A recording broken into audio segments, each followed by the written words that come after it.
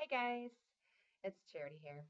And if you are watching this video, it is because you are a friend or a family member, someone dear to my heart, or it's because one of my friends or family members has shared this video with you because they know that you needed to see it.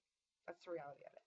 So I'm going to talk today about something near and dear to my heart that's been kind of stirring up inside of me for a while and what I've done about it. So we're going to talk about a P word, purpose. So there was this book written by Rick Warren about the purpose-driven life, and it changed the lives of many people. I personally never made it through 40 days of it, but I've heard it's a good read. The verse is going through a 40-day journey to find your purpose. I'm just going to ask you a simple question. What are you on this earth taking up oxygen and space for?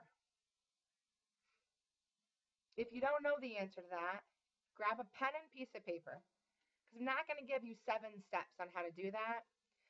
But I want you to sit down and find out what your purpose is.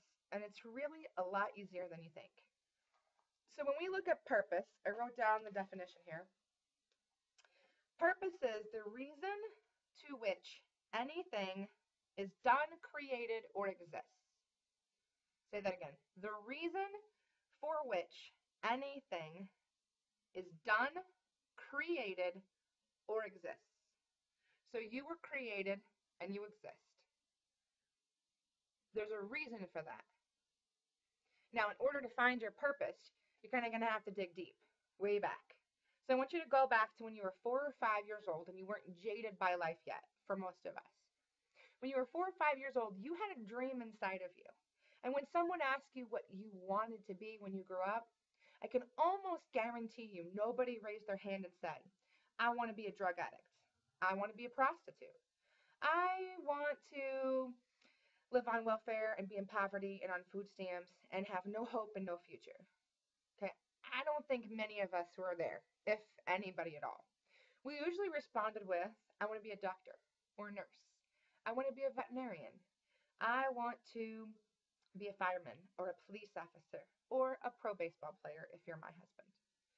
Along the way, things happened during life. Choices were made during life. Obstacles, adversities, and some devastation.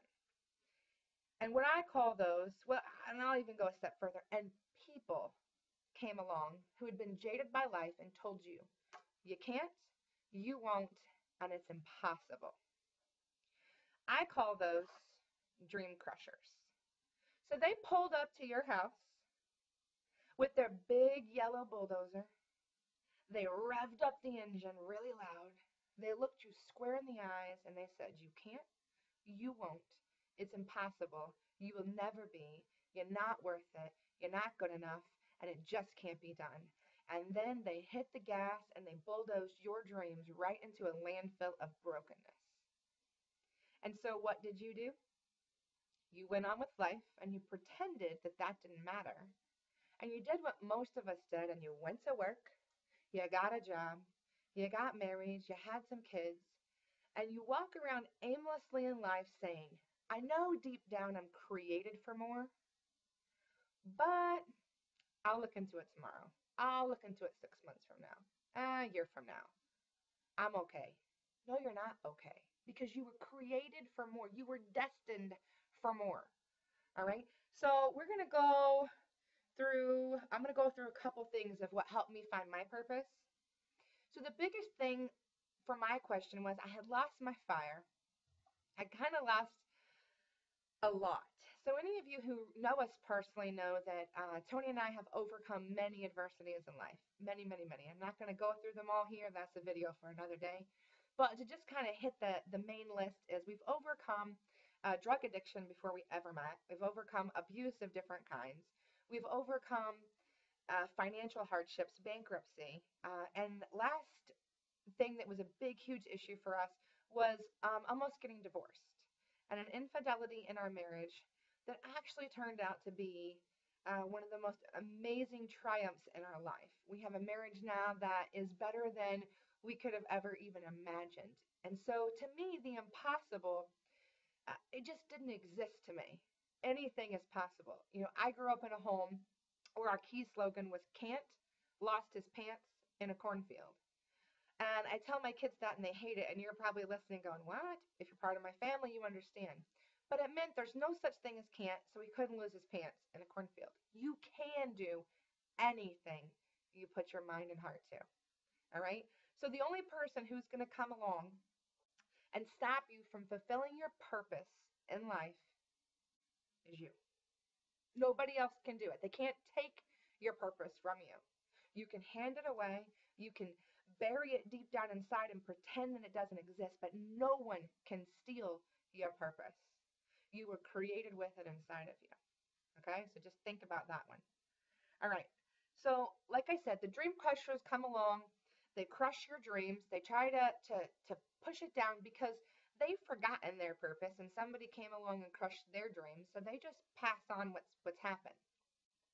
Now, uh, how do you stoke the fire? I'm going to tell you a funny story. Sorry, my eyes are watering today.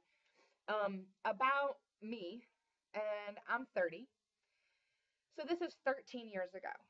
So my fire was raging. I was 17. I graduated from high school early, and I didn't want to go to college and do all that. It just didn't interest me. So I went and got a job at a Fortune 50 company. So the funny story about getting that job is it didn't happen like I thought it was going to. So I lived an hour from Springfield, Missouri, and I drove 65 miles one way or two way, one way there, one way back, 120 miles a day to get this job. I guess it's like 130 miles a day, but whatever, to get this job. I will talk to a brick wall. So talking to people, this was a telemarketing position, was something that came very natural to me. My second grade teacher, Mrs. Hudson, told me, Charity, you're either going to grow up to be a telemarketer or a talk show host one. And that never left me ever, as you can tell. Like that, it keeps my fire stoked. So I go in, and this guy interviews me, and he's like, you're just really not what we're looking for. And in my head, I'm thinking, have you lost your marbles? Like, really? I'm not what you're looking for. So I walked out. A friend of mine had went with me, and she's just not a big talker. Wonderful person, can talk to people, but she's just not outspoken and loud like I was. So she gets the job, and I'm thinking, how are we going to do this? Because we were going to carpool, because I just knew I was going to get that job. So I leave. I cried, not going to lie, I cried. I drove around the block, and I said, to heck with this, we're going back. And she looked at me like, what? I say, what? I say, I'm going back to get that job. I drove back. I walked into the receptionist. Her name was Kathleen, and I said, you're going to go back in there, and you're going to find me a supervisor who's going to hire me. And actually, I said to her, Kathleen, I drove 130 miles a day for the past 3 days to get this job. I am not leaving here without this job. She asked me, they didn't hire you? I said, no, they didn't. So here's what we're going to do. You're going to go back in there and you're going to find me a supervisor that's going to hire me because I'm not leaving this building today without a job. She went back in and got a guy named Kelly York. He came out. He said, sure, come back here. Let's talk. We talked and he hired me. And he says, I don't know what this guy was thinking when he didn't hire you, but I will be happy to have you on my team. You start Monday. I was stoked. I went home. I came back. We went through training. And it was a telemarketing job selling long distance. It was for MCI. So my first day on the phones, we had to call people who were on our quote cold calling core. We didn't have any fun things to offer them. So I didn't have like Sky Miles or free long distance, free minutes, nothing. All I could do was sell myself to these people that's why they wanted MCI. It was a better deal. So my first day in a 4-hour period of time, I sold 8 separate people long distance service. Not only did I go on to win the top rookie award at MCI, but I also went on to do some remarkable things. I was 17 when I got hired. Within 6 months of being with this company, I went on to become a leadership development representative or supervisor, if you want to call it an easier name. And that hadn't been done by somebody that young. I had a determination and a confidence and a purpose that I knew that I was born to lead people. And I enjoyed doing it. Now, some things came up along that way, and I opened a really bad door to drugs after I worked there and had got this position, and I really destroyed what could have been an absolutely amazing position for me, and it propelled me on to even greater things at a younger age. But everything happens for a reason. The point was this: was there was a fire burning inside of me that said, I know what I'm worth. I know I can do this.